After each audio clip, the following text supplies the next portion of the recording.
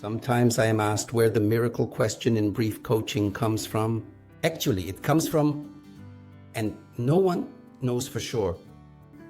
Insu always attributed it to her husband, Steve DeShazer. And he said, no, Insu invented the miracle question. But I have a little story about it that I would like to tell.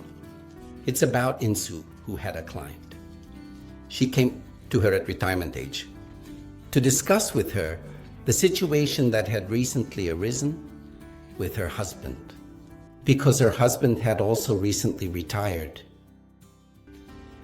He used to be a foreman in a factory, and in retirement, I think he got a bit bored because he started to interfere in his wife's household management. So the client told her that he now, for example, demands that she make a list of all her supplies and write down how many cans of corn she still has and how many cans of tomato sauce. And whenever she needs one of these cans, she had to cross it off the list and then transfer it to the shopping list so that everything in her supplies is really clean and orderly, is there and maintained. Or he suggested to her that she now make a plan of exactly when she should clean what in her house. Should be cleaned. Saturday and Tuesday were the bathrooms, and on Wednesday she was to do the living room. Vacuum. This was too much for her, and she said it was no longer bearable. Insu naturally took note of this and asked her, yes, how will you begin to notice that it is getting better again, that it is becoming bearable again? And the client thought about it. And then she said, I have no hope that this will happen. The way I know my husband, it would almost take a miracle for things to get better again. And Insu said, a miracle. That's how Insu was. She really always worked very closely with the words of the clients. So she said, a miracle, yes. Just imagine a miracle happens overnight. How would you notice that the next morning?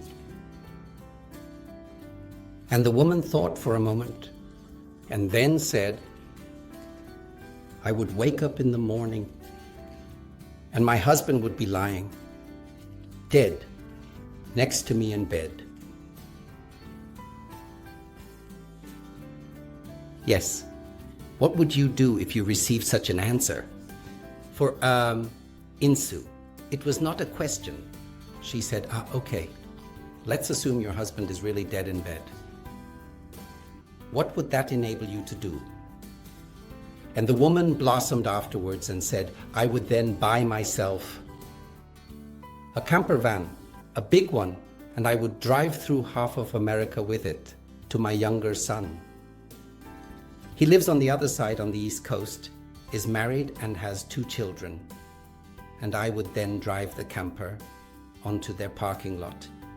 And then I could stay for a month, maybe even 2 months, without being a burden to them, be there and also take care of my grandchildren. And afterwards I would drive up to the north, to Canada, to Toronto. My youngest daughter is studying there and I haven't seen her in a long time. And there too, I would be in the camper. I wouldn't be a burden to her, but I could see her maybe for 2 or 3 weeks. Would be there, could also spend the evenings. That would be great. I would love to do that. The conversation somehow continued, and they concluded, and Insu told, it was the only conversation. She had no further conversation with this customer. But about 2 years later, they lived in the same place, in the same city, in Milwaukee. This woman and Insu met again by chance at the opening of a gallery. And Insu, of course, remembered the woman and approached her and said, and how are you? So, how have the last few years been for you? And the woman said, you won't believe it. I just got back from visiting my daughter. I visited her with the camper van for 3 weeks in Toronto. And Insu for a moment thought, Jesus God, did your husband really die? I'm sorry. And the woman said, no, no, no. I just realized after our conversation that I can do all of this even while my husband is still alive.